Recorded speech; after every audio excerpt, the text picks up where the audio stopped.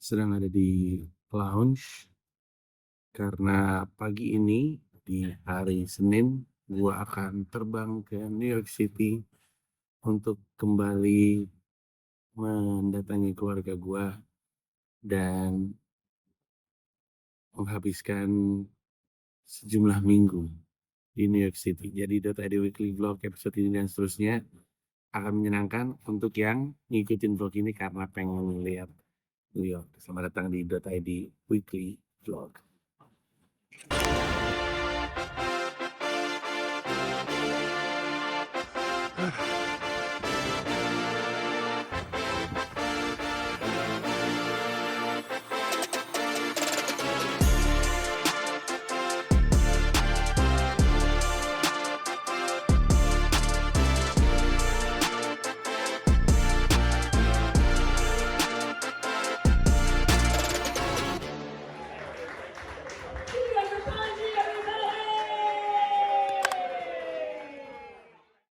Berhubung perang Iran,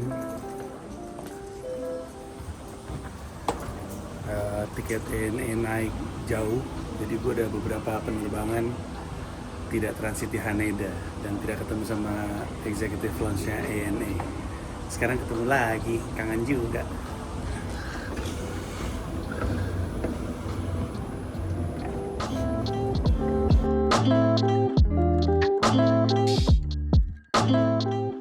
Oke, selamat sore dari Flushing, Queens, New York City.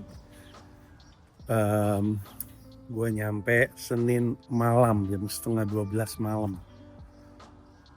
Nyampe rumah, ketemu Dipo, ketemu Mila, si Sani tidur. Terus gue juga langsung tepar karena gue juga ngantuk sekali. Terus udah gitu, hari Selasa dan ini hari Rabu, urusan domestik rumah tangga. Kayak tadi nih, barusan nih di hari Rabu ini, gue ngurusin soal drainase rumah gue yang kesumbat sehingga washing machine-nya itu nggak bener-bener ngebuang air. Selalu ada air sisa sehingga cuciannya tuh masih pada basah gitu sebelum dipindahin ke dryer machine. Terus kamar mandi atas di bagian showernya tuh airnya nggak langsung rembes gitu, jadi ada yang salah dengan drainasenya. Terus udah gitu, ini yang paling penting, tetangga gue komplain. Udah berhari-hari dia kayaknya nulis surat ditempel di atas trash bin gue. Nggak tahu kenapa nulisnya di trash bin ya, kenapa nulisnya nggak di depan pintu rumah, gue juga nggak ngerti. Komplain soal pipa hitam, selang hitam buangan dari washing machine tuh bocor atau mungkin retak, keluarnya tuh ke jalanannya dia, ke driveway-nya dia protes. Ada aja drama. Sehingga tadi landlord gue datang dan dia mencoba untuk ngebenerin, dan lama sekali dia, dari siang, dari pagi bahkan jam 10 sampai sore, sampai jam 5, setengah 6, itu doang yang diurusin. Terus setelah dia mencoba untuk ngebenerin beberapa hal, beberapa berhasil dia benerin, tapi beberapa masih nggak berhasil dia benerin. Jadi dia mesti manggil orang. Tadinya dia ngerjain semuanya sendiri. Jadi kayak gue tuh emang agak bingung kenapa orang di Amerika itu kalau ada yang rusak di rumahnya, dia selalu berusaha untuk ngebenerin sendiri. Mau itu yang rusak soal listrik, mau itu yang rusak soal pipa air, mau yang rusak soal apa, ngebenerinnya sendiri. Kecuali butuh tukang banget baru dia pakai tukang. Dan itu turun-temurun. Banyak yang di keluarga-keluarga lain juga kayak gitu maksud gue. Banyak yang emang ngurusin sendiri gitu. Kalau di Indonesia mungkin karena tukang tuh murah ya dibanding di Amerika Serikat. Jadi kita mah pakai tukang aja. Tapi kembali lagi ke si landlord gue, pada akhirnya dia nyerah juga untuk benerin drainase gue. Akhirnya dia cabut, dia bilang dia ngirim tukang. Tukangnya mesti datang 1-2 jam ini, tapi gue udah mesti keluar rumah karena gue mau ke Staples. Gue mau ngeprint beberapa dokumen dan ngeprint foto karena besok gue mau ngurus visa Schengen. Kalau lo ingat di Data Weekly Vlog, gue juga pernah ngurus visa Schengen dari New York. Sekarang gue mesti ngurus visa Schengen lagi. Kali ini untuk ke Oslo Freedom Forum. Jadi sekarang kita naik bis menuju Staples.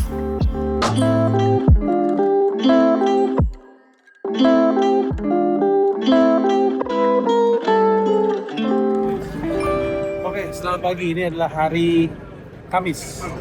Gue udah nyampe Manhattan.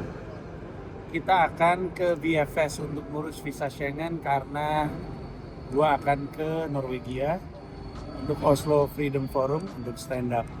Udah gue ceritain di dari Weekly Vlog juga. Dokumen lengkap ada di sini semuanya. Harusnya semuanya lancar. Gua 25 menit lagi. Janjiannya 10.30. Sekarang jam 10:05.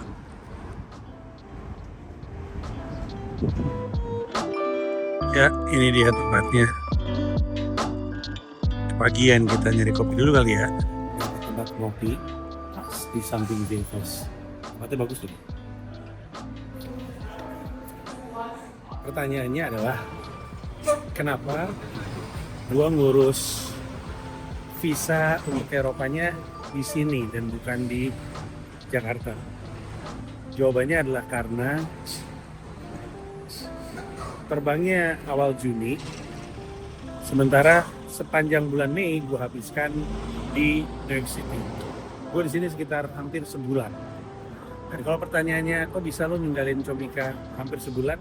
Karena sekarang, setelah berjuang selama tahun 2025, sekarang Comika sudah dibangun sedemikian rupa sehingga bisa ditinggal sama gue, dan itu adalah salah satu yang paling krusial untuk dilakukan.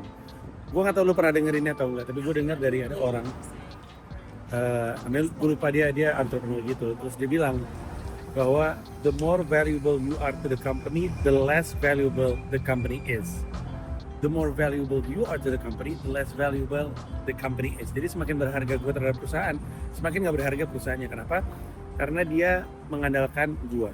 Kalau guanya nggak ada, guanya sakit, guanya hilang, guanya kasus, guanya kenapa, perusahaannya bungkus atau bubar atau nggak bisa gerak, dan itu berbahaya.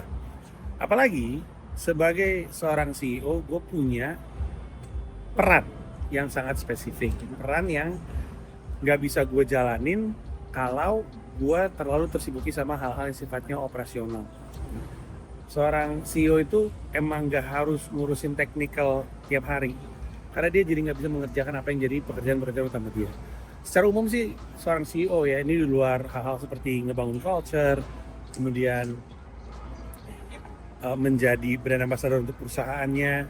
Seorang CEO itu tugas utamanya juga memikirkan strategi perusahaan, arah perusahaan selama, dalam hal ini sampai 2030, sampai beberapa tahun ke depan, memastikan perusahaan ini sanggup untuk jalan ke sana, fokus pada company financing, fokus kepada project financing, fokus kepada investment relationship, investor relationship, among other things. Dan hari-hari yang gue habiskan ngurusin operasional adalah hari-hari yang tidak gue bisa fokuskan untuk melakukan pekerjaan-pekerjaan gue sendiri. Nah tentu Comika belum 100% nyampe ke sana, tapi Comika harus mengarah ke sana, dan untungnya untuk sekarang udah mulai bisa ditinggal. Ya contohnya, alasan kenapa gue sekarang ada di sini karena Adil Idola tuh udah aman banget untuk tinggal. Adil Idola atau menyelenggarakan Adil Idola nggak butuh gue untuk ngarahin, karena ini IP udah jadi, SOP-nya udah matang, semuanya udah jelas. Penjualan tiket berjalan dengan lancar, baik itu off-air ataupun live streaming. Kita live streamingnya rekor nih udahan, dan si off-airnya juga penjualannya oke. Itulah kenapa gue bisa tinggalin Comika. Akhirnya kelar juga gue 9:30 sampai jam 1:30, gila, 1:30 sampai jam 1:30 untuk ngurusin begini yang gila kali. Sekarang saya lapar, kita cari makan. Dekat sini ada tempat bagel favorit gua. Kita makan bagel dulu.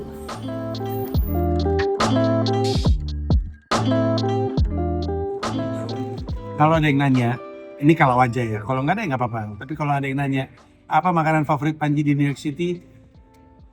Favorit kuliner gua di New York City nomor 2, urutan kedua adalah Salmon Lox Bagel with cream cheese, normal bagel, toasted. Favorit gue. Kedua. Dan di Utopia Bagels, mereka punya versi on steroids-nya namanya The Worth It.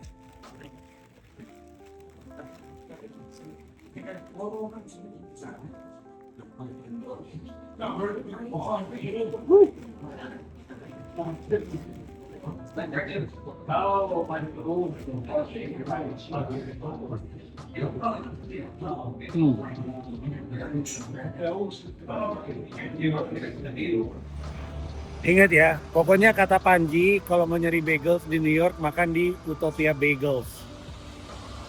Di tadi weekly vlog episode kapan gitu, gue pernah bawa anak-anak ke lokasi originalnya di Queens. Gue gak tau Adit bisa nemuin atau enggak, kayaknya nggak bisa sih, susah. Udah lama banget dan kalau Adit bisa berarti dia sakti. Tapi waktu gue samperin ke tempat originalnya di Queens, itu tempatnya gede banget, terus koleksi bagelsnya lengkap banget, yang ngantri juga banyak, dan ternyata ada di Manhattan. Ini di Lexington Avenue and East 34th Street. Lexington Avenue, East 34th Street. Selamat coba. Okay. Musik jalanan ini sangat di sini.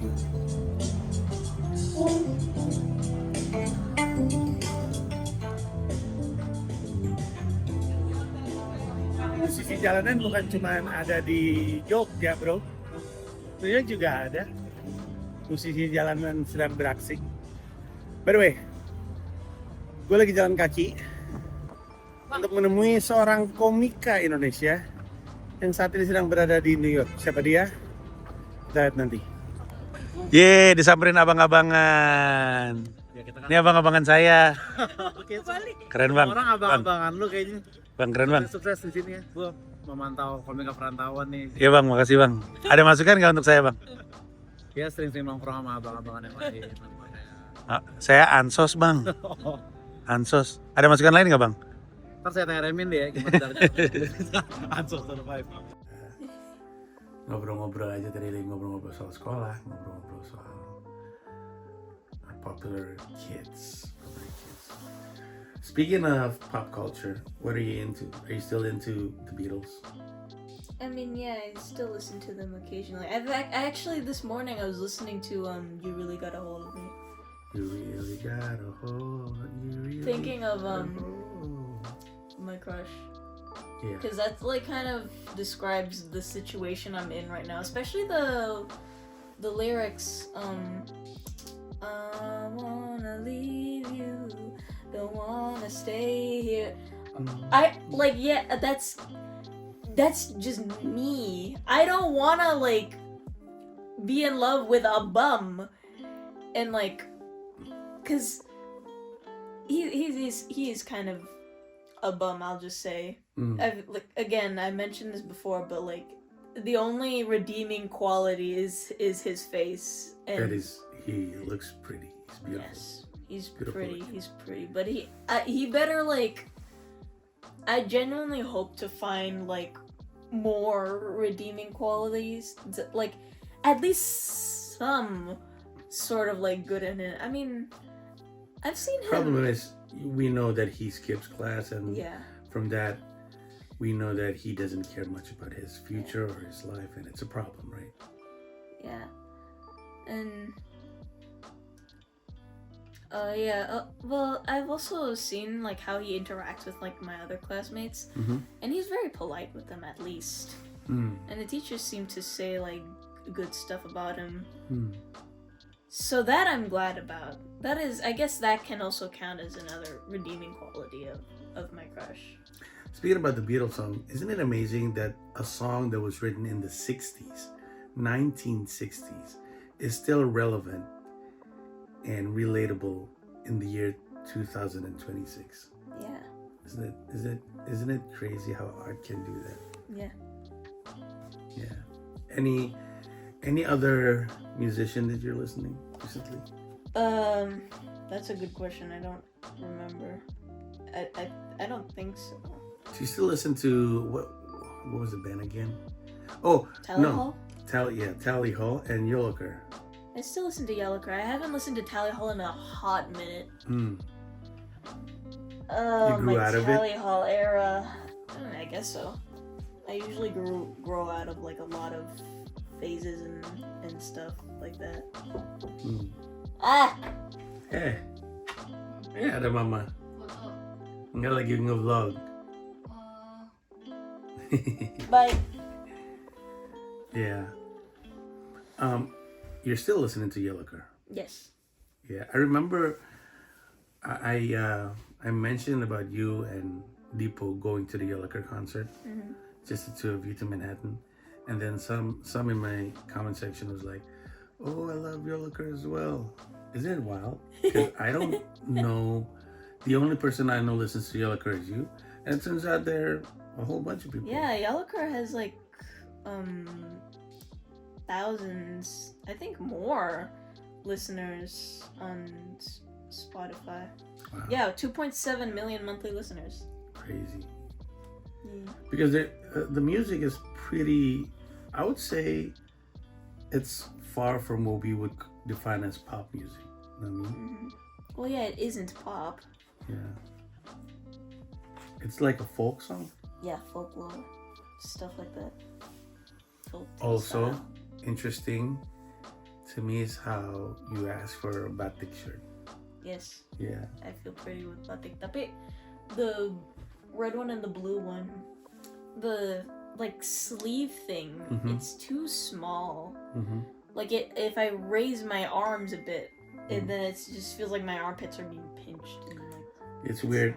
It's the sizing is weird because everything else is pretty loose, right? yeah, everything else is loose. The only problem is the sleeves. It's kind of weird. So I bought 3 batik and only one fits. Only one feels actually comfortable to wear. And you wore it yesterday. Yeah, I wore it to school. Yeah. You do look beautiful. Ah, I mean, in batik and every day. yeah. Sleepy are you? I don't know, not really. All right. Anything else we want to add to the people watching? I don't know. We don't have to. If we don't have My to. friend wants me to make her medicine. Medicine. You want? Oh yeah, you're into what's the Herbal term? medicine. Herbal medicine. And my friend has a fever, and I told her that I would like to, if I could, I would make her medicine for that fever, and she very eagerly agreed, and she's been like asking me, like about the medicine, and I Oh, have gotta be gotten careful.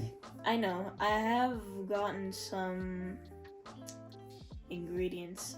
And my other friends asked me to teach them how to make medicine, and I got really jolly about it because, It's nice. yeah, They're just trusting feels you. like it just feels like an honor, honestly. Yeah. When people trust you, Yeah. especially with their health. Yeah. You're like you're like a doctor or something. Apothecary. Apothecary. That's nice. All right, my hand is starting to hurt. Thank you. Bye. Bye bye.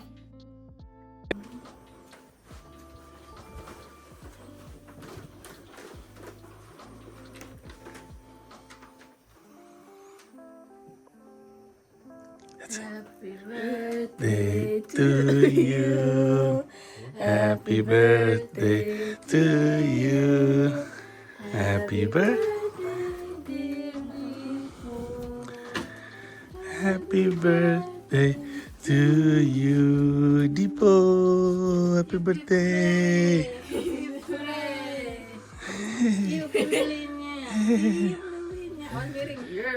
Oh. Ini adalah hari Jumat pagi. Hari ulang tahunnya Dipo. Dia ulang tahun ke-19. punya anak umur 19 tahun tuh absurd banget. Tadi pagi sempat surprisein dia dengan kue. Udah berapa 4 kali berarti kami ngelakuin itu ya. Di Dota Weekly Vlog terdokumentasi semuanya tiap tahun dari tahun ke tahun. Kemarin ngobrol-ngobrol sama Oza Rangkuti yang datang bersama istri dan adiknya. Mereka kesini dalam rangka mau ada wisudaan. Adiknya mau wisuda, ada ipar berarti ya. Dan mereka datang ke New York, jadi kami ngobrol panjang. Gue gak tahu berapa lama, sejam mungkin lebih. Ngobrol soal New York, soal skena stand up di sini, soal mensrea juga, ngobrol-ngobrol gitu. Hari ini adalah harinya Dipo, jadi gue nggak ngapa-ngapain, gue di sini aja. Rencananya setelah Sani pulang sekolah kami mau bikin cupcake bareng-bareng itu. Keinginannya Dipo waktu ulang tahun keberapa ya? Tahun lalu atau tahun sebelumnya lagi yang dia bikin kue ulang tahun sendiri. Kali ini pengen bikin cupcake. Gue ingat anak gue yang pernah bikin cupcake itu Sani dulu, waktu masih di Indonesia, di Jakarta. Jadi itu aja kegiatan kita hari ini. Besok dan hari Minggu kami berencana melakukan sesuatu yang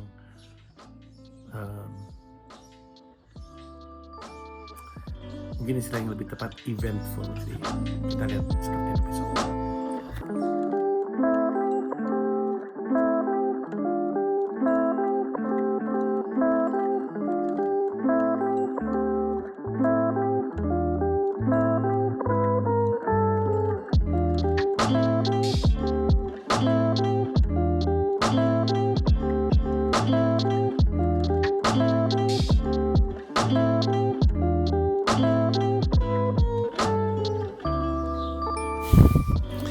Sedang duduk-duduk di beranda belakang di hari Minggu yang tenang di rumah gua di Queens. Update sedikit apa yang terjadi kemarin. Jadi kemarin adalah ulang tahunnya Dipo di hari Jumat. Kami menghabiskan waktu terutama pas si Sani udah pulang sekolah ya, menghabiskan waktu untuk bikin cupcake lebih tepatnya, karena itu adalah sesuatu yang Dipo ingin lakukan. Dipo ingin merayakan ulang tahunnya dengan membuat satu keluarga sama-sama kerja bareng gitulah. Dia pengen ngelihat ayahnya, ibunya, dia dan adiknya kerja bareng, ngerjain sesuatu bareng-bareng gitulah. Bukan cuman masalah bikin cupcake-nya, kadonya buat dia itu adalah keluarganya bareng-bareng gitu kan lebihnya. Dan prosesnya memang dikerjain bareng-bareng, baik Mila, gua, Sani, dia tuh ada stationnya masing-masing, kemudian kerja bareng. Dan karena sama-sama eksperimen ya, terakhir tuh ada yang bikin cupcake itu si Sani, itu waktu tahun 2020. Yang bantuin gue juga, cuman gue lupa waktu itu bikinnya gimana. 6 tahun kemudian giliran Dipo yang bikin cupcake. Terus ya kita kami sama-sama ngeraba gitu berdasarkan tutorial YouTube aja, dan hasilnya ternyata sangat enak dan sangat menyenangkan menikmati buah dari kerja keras sendiri. Terus di hari Sabtu kemarin gue dan Dipo ke salah satu pilihan kampusnya Dipo. Jadi kan Dipo kan keterima di CUNY, terus keterima di 2 college. Kemarin gue pernah ngajak lo, penonton Dota Weekly Vlog, ke salah satu kampusnya. Terus yang sekarang gue bawa ke gue sama Dipo ke satu lagi tempat namanya LaGuardia di Long Island City. Terus kami kayak nama aktivitinya itu kickstart. Jadi kayak untuk lo yang udah keterima dan mau masuk di fall semester, ada beberapa hal yang mesti lo siapin untuk memastikan mulus gitulah masuknya ke kuliah. Sudah kami ketemu, dibantu sama salah satu profesornya. Terus waktu kesana hujan-hujanan, jadi kami kesana naik kereta bareng sama Dipo. Hujan, gue pikir gue udah tau bakal hujan. Dipo bawa payung, gue pikir bakal hujannya tuh drizzle gitu, ternyata hujan. Bener-bener hujan. Terus dekat Halim 9 bulan. Untuk yang bertanya-tanya, itu dekat LaGuardia Airport. Kami tinggalnya dekat LaGuardia Airport. LaGuardia Airport sama JFK sama-sama di Queens, cuman kalau LaGuardia lebih dekat lagi. LaGuardia itu bandara domestik. Terus ya hujan-hujanan, terus nyampe kampus, terus kami ngejalanin prosesnya, semuanya lancar. Dipo cuman masih harus mikir dia mau ngambil major apa, masih rada ragu. Terus kami balik ke rumahnya naik Uber karena capek hujan. Nyampe rumah ada tamu di rumah, tamu keluarga, terus ngobrol-ngobrol, terus beres deh. Hari ini gue ngerjain to-do list gue, dan ntar siang ke sore kami mau ngelayat. Mungkin ada yang ingat gue di Dota The Weekly Vlog beberapa kali sempat menjenguk Mas James F. Sundah di rumah sakit. Beliau kena kanker. Terus kemarin beliau meninggal dunia. Indonesia baru saja kehilangan legenda. Ada banyak sekali karya beliau, tapi mungkin yang paling fenomenal, yang paling bisa lo kenal adalah lilin-lilin kecilnya Krisya. Beliau meninggal dunia dan hari ini gue sekeluarga kesana untuk melayat. Gitu. Nanti kita lihat ya footage-nya.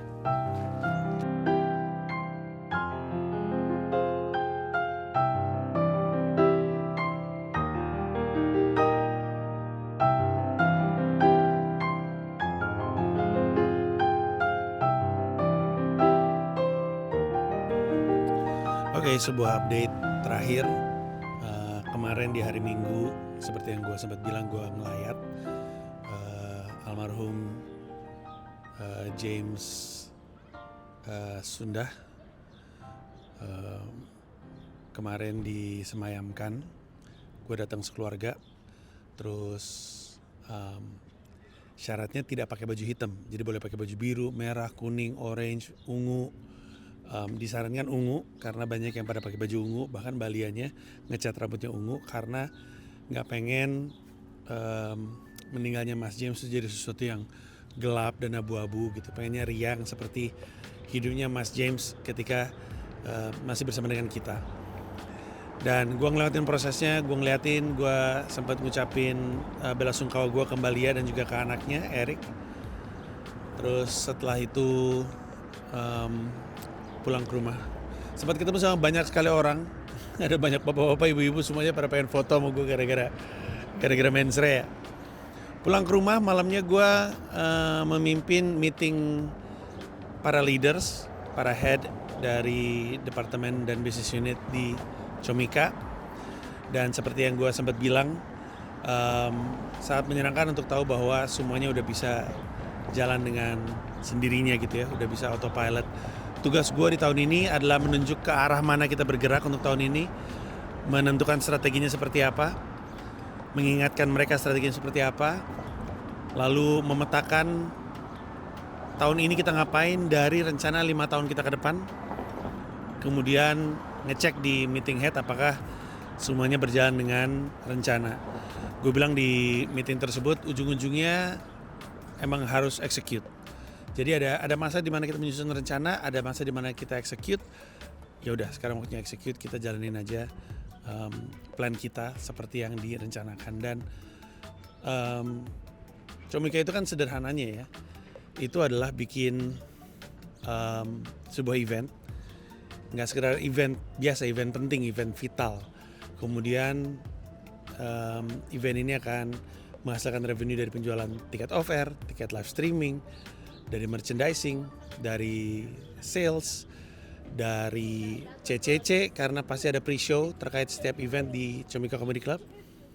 Lalu ketika semuanya gerak dengan maksimal, hasilnya adalah IP yang tervalidasi. IP yang tervalidasi akan menghasilkan licensing yang valuable.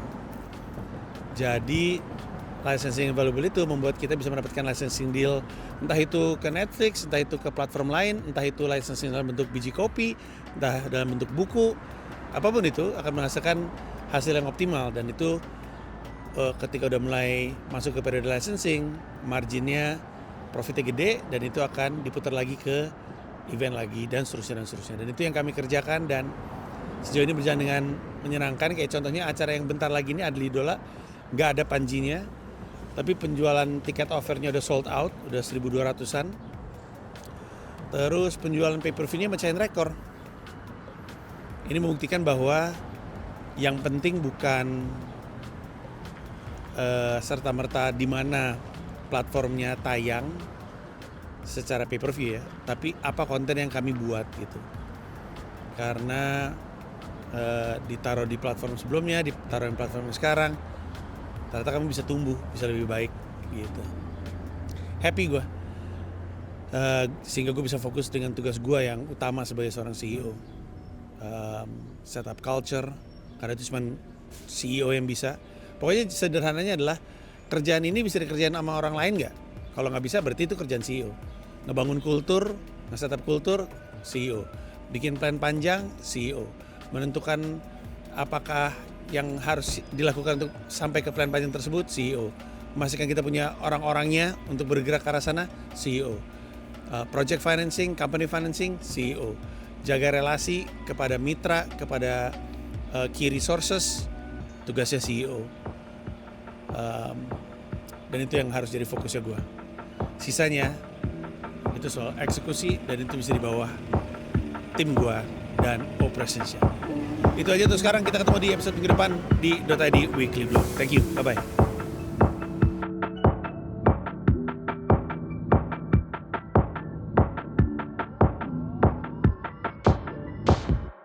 Halo, makasih banyak udah nonton video ini. Gue cuma mau ngingetin aja bahwa gue punya YouTube membership. Ada 3 level.